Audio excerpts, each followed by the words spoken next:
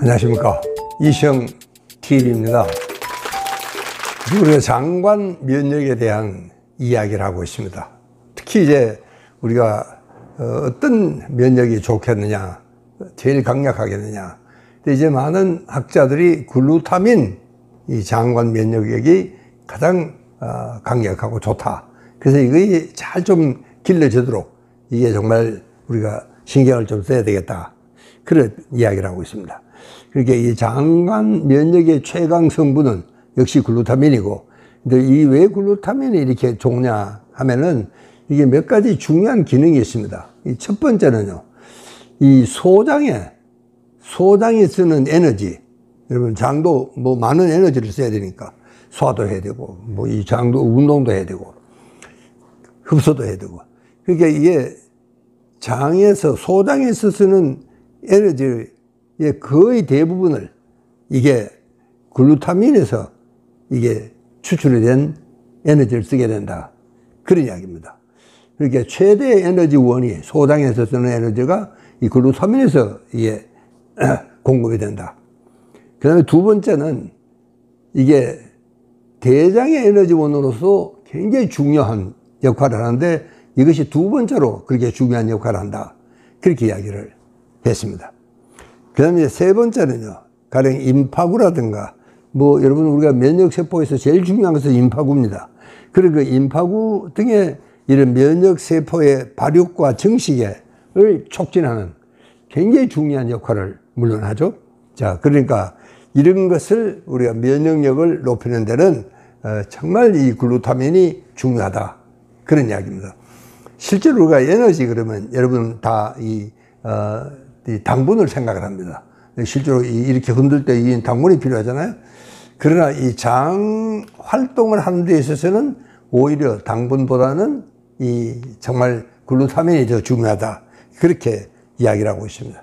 그래서 이 글루타민은 또 항울 작용도 있고, 또 이 상처를 굉장히 빨리 낫게 하는 또 이런 그 신비한 작용도 있습니다.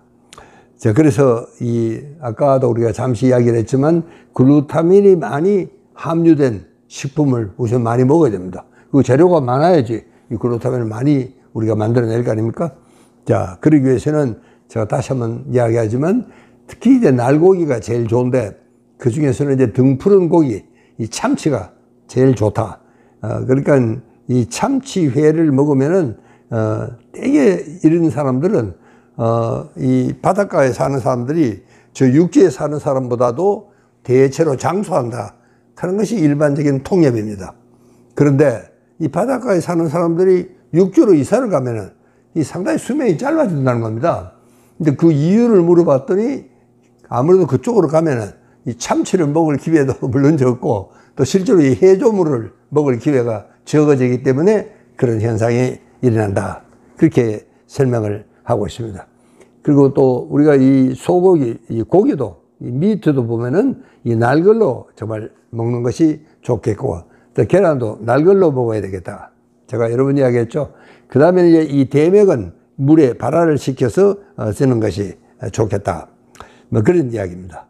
그래서 올레인산이라든가 식물성 유산균, 식물섬유, 마그네슘, 바이타민 C, 물, 콩, 뭐 해조물, 과일, 뭐 이런 것들하고 함께 먹는 것이 좋겠다 하는 이야기를 하고 있습니다.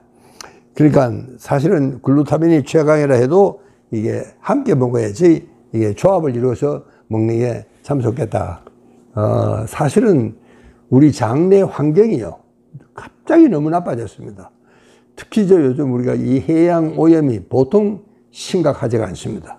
뭐 그거를 좋다고 그냥 먹어도 되니까 이것도 사실은 굉장히 그 문제가 되고, 그 다음에 이 식생활이 서구화가 되니까 점점 우리 장내 환경이 거칠어집니다. 우리가 그전에는 정말 이 서양 사람하고 우리는 장 길이도 다르고 전부 다른데도 불구하고 우리는 자꾸 우리 젊은이들이 서양식을 닮아가는 이런 것도 참 우리로서는 걱정이 아닐 수가 없습니다. 그러니까 그 서양 음식은 뭐 육류가 많고 채소류가 적고, 뭐 이거는 뭐 모든 서양 사람들은 뭐 거기서 예외가 아닙니다. 이제 이렇게 먹게 되면 이제 문제가 생긴다. 그 다음에는 우리가 이 몸속에 리듬이 있습니다. 여러분 잘 아시죠? 이 체내 리듬이 있는데 이 체내 리듬도 많이 바뀌었습니다. 옛날에는 참 우리 해 빠지면 자고 또 해가 뜨면 일어나서 아침에 일어나서 일을 하고 뭐 그렇게 아주 단순한 생활을 했지만 요즘은 여러분 벌써 이 밤에 좀 24시간 밤일을 해야 되는 그런 직장도 많고 또 우리가 좀 굉장히 늦게 들어갑니다. 요즘 좀 코로나 때문에 일찍 들어가지만 또 이게 코로나가 해봐야 되면 또 옛날 버릇이 아마 또 살아날 거예요.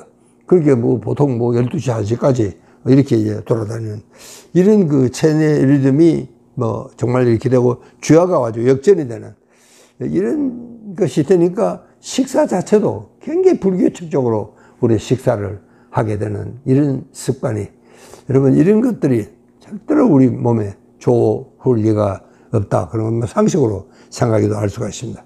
거기다 우리는 굉장히 스트레스를 많이 받고 또 그러면서 우리는 운동은 뭐 절대적으로 부족합니다.